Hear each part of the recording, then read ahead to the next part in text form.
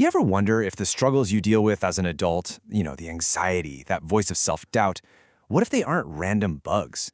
What if they're actually features of a program that was written a long, long time ago? Well, today, we're going to dive into that. We're going to decode the blueprints of our own survival. Just let that sink in for a second. This one idea is so powerful, it's suggesting that some of our deepest, most automatic reactions, they're not even about what's happening right now. They're just echoes of a past we might not even consciously remember. Seriously, think about it. Does a super vague text message send this jolt of dread through your stomach? Do you find yourself almost instinctively pushing away a compliment? These aren't just little personality quirks, they might actually be clues. And this, right here, is the big idea for our whole explainer. I want you to imagine your brain is running on software that was coded back in childhood specifically to keep you safe. And it was brilliant software, but it was for a world you don't live in anymore. So let's go find the ghost in that machine. All right, so this first part is all about spotting those mysterious behaviors, those, glitches we see today, and really starting to understand where they're coming from. And here's what's so crucial to get. This isn't just in your head. The reactions are physical. They're in your body. Your nervous system learned, way back when, that certain things meant danger. And it just never got the memo that the danger is gone. It's still on high alert, always scanning for threats. And this is exactly how it shows up in day-to-day life. That vague text, "Can we talk?" To your system, that's not a question, it's a tornado siren. A small mistake at work, it gets processed as absolute proof that everything is about to fall apart. And maybe the biggest tell of all, that feeling of being unsettled when things are calm. Because your old operating system believes that calm is just the quiet before the storm. Okay, so let's rewind. How did this all start? How did this operating system even get coded in the first place? Because this isn't a story about weakness. Not at all. It's a story of a child's incredible, almost genius-level ability to adapt and survive. The main ingredient here is something researchers call toxic stress.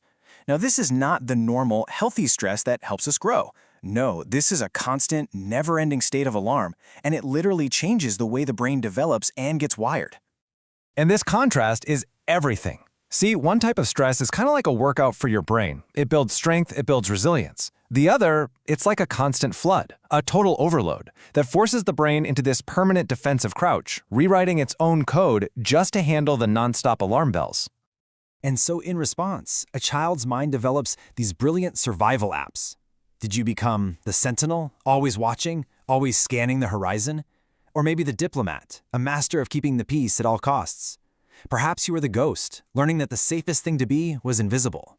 Or the cartographer, so busy mapping out everyone else's emotional world that you completely forgot to draw your own. These weren't flaws, they were masterpieces of survival. And listen, this isn't just some nice theory.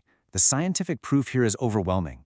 The huge landmark Adverse Childhood Experiences Study, or the ACEs study, it surveyed tens of thousands of people about things like neglect, abuse, and dysfunction at home. And it drew a crystal clear line from childhood right into adulthood. The data is just staggering. It shows a direct link from childhood hardship to adult health outcomes. The more of these adverse experiences someone had, meaning a higher ACE score, the greater their risk was for a whole list of problems decades later. The connection is it's undeniable, and it shows the long shadow these defenses can cast, which leads us to a really important question. What happens when the very things that kept you safe start to become your own personal prison?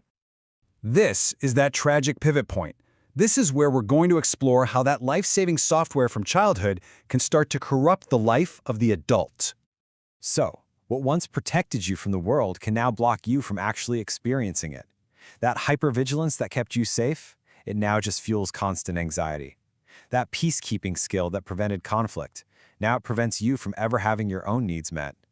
The wall that kept threats out now keeps connection out too. And right at the core of this prison is often this deep, profound sense of shame. And it is so important to understand the difference here. Guilt says, I did something bad. Shame says, I am bad. See, a child in a chaotic world, their logic often leads them to think they must be the problem. And that belief, that becomes a devastating inner critic in adulthood. This old code, it leads to some pretty predictable system errors.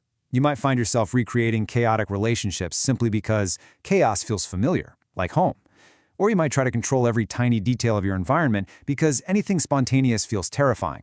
And then there are emotional flashbacks, where out of nowhere, your body is reacting with the exact same terror and helplessness it felt in the past, even though your adult brain sees no danger at all. You're suddenly drowning in the feelings of a terrified child. So is that it? Are we just stuck with this old code forever? Absolutely not.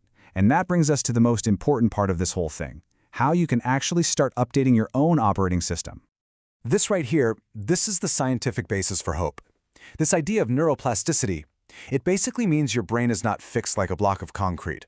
It's much more like a dynamic network that can physically change. It can build new roads and let the old ones get overgrown. And it can do this for your entire life. Your history is not your destiny.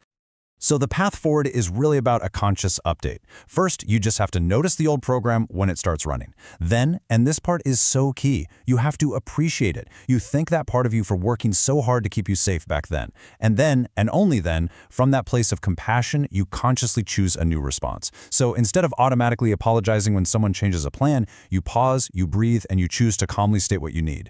And every single time you do that, you are literally carving a new pathway in your brain. And that brings us to our final and most crucial takeaway. The child that you were did an absolutely incredible job. Their resilience was a superpower. But their tour of duty, it's over. The capable, strong adult that you are today, you get to take over now. You get to build a life that's defined not by survival, but by safety, by authenticity, and by peace.